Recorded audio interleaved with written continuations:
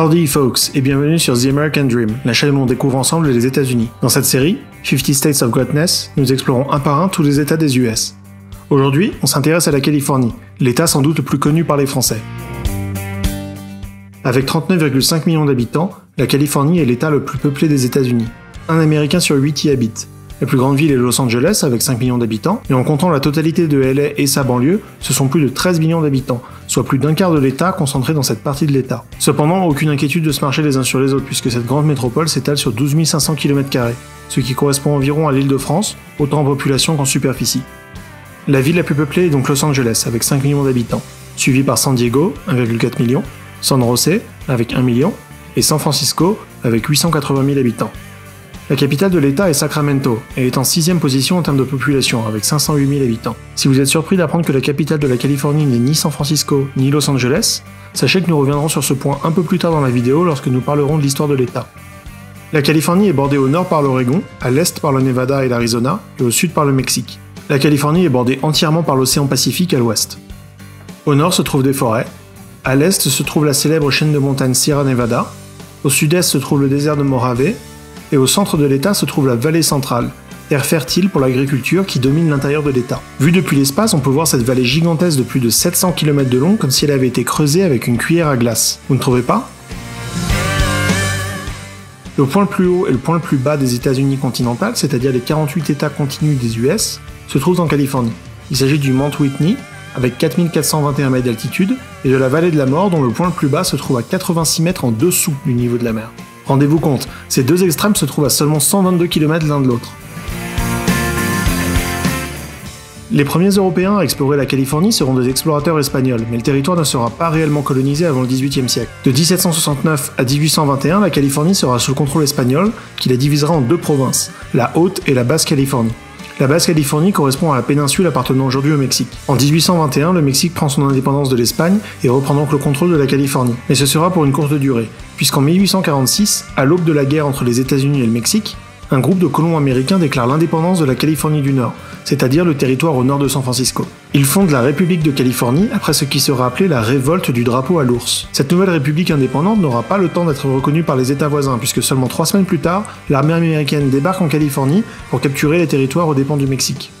S'ensuit alors des batailles entre les États-Unis et son voisin du Sud, et en 1848, les États-Unis remportent la guerre et la Californie est séparée en deux. Tout d'abord la Haute-Californie, qui deviendra plus tard un État américain, et ensuite la Basse-Californie, qui restera mexicaine. Juste après la fin de la guerre, d'importants gisements d'or sont découverts en Californie. Cette découverte déclenchera la ruée vers l'or, épisode qui précédera l'explosion démographique de l'État. En effet, entre 1847 et 1870, la population de San Francisco est passée de 500 habitants seulement à 150 000. La ruée vers l'or tend à concentrer les habitants vers les mines, c'est-à-dire entre Sacramento et San Francisco, d'où la création de la capitale de la Californie à Sacramento. Devant cet afflux de migration important, la Californie officialise son adhésion à l'Union et devient le 31e État américain en 1850. L'État choisira un drapeau inspiré de celui de la République de Californie, qui aura laissé cet héritage malgré ses 3 petites semaines d'existence. La Californie est un État tout en longueur. Beaucoup de gens connaissent San Francisco et Los Angeles, mais saviez-vous qu'il y a presque 500 km entre San Francisco et la frontière nord avec l'Oregon ? Eh oui, toute la Californie du Nord est très peu peuplée et beaucoup de gens ne connaissent pas les villes du Nord. Il existe un mouvement séparatiste qui, depuis 1941, lobby pour la création d'un nouvel État englobant toute la partie nord et une partie du sud de l'Oregon. Son nom serait l'État de Jefferson, et en 1941, les motivations étaient très sérieuses. Le 27 novembre 1941, une milice armée distribue la proclamation d'indépendance du nouvel État aux automobilistes. Cependant, moins de 2 semaines plus tard, le mouvement fut oublié après l'attaque japonaise de Pearl Harbor et la précipitation des États-Unis dans la Deuxième Guerre mondiale. Jusqu'à aujourd'hui, les revendications persistent, et je vous laisse regarder notre playlist sur les élections pour comprendre l'impact qu'un nouvel État pourrait avoir sur l'élection présidentielle aux US.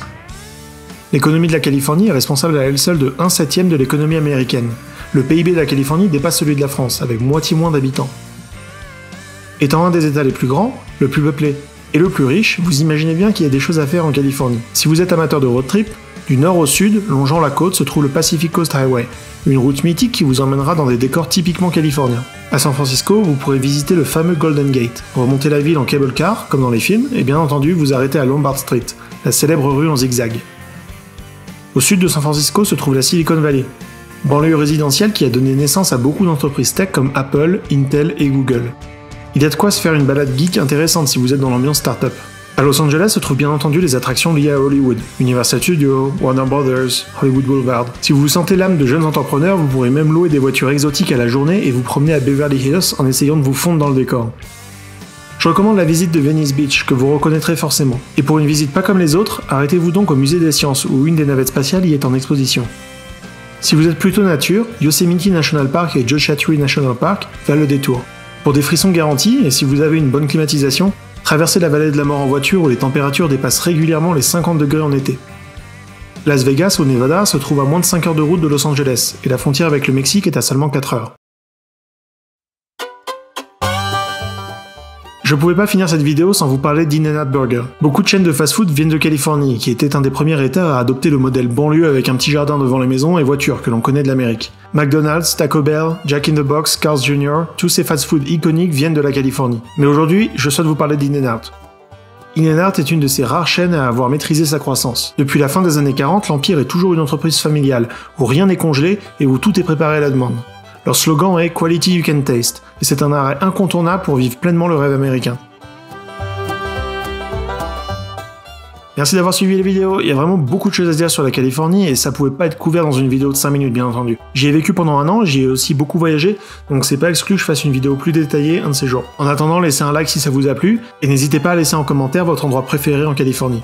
Partagez autour de vous, et surtout n'oubliez pas, nous sortons une vidéo sur un nouvel état américain chaque semaine, alors inscrivez-vous pour pas rater la suite. God bless America.